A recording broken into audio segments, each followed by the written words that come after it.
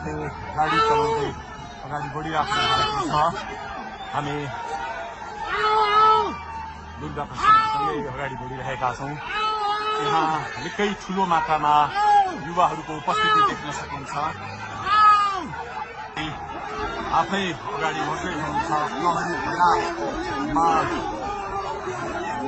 प्रहरीलाई गाडीले पेलेर दुर्गा प्रसाद अगाडि बढ्दै हुनुहुन्छ।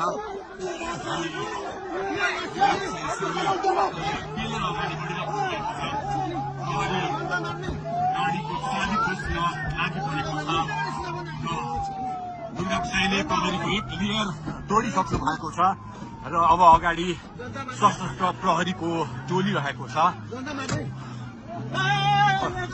उहाँ ऐलान गरिरहेको छ।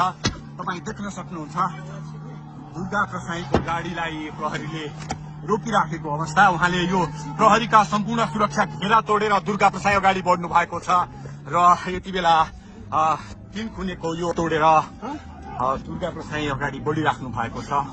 हामी दृश्य देख्न सक्छौँ।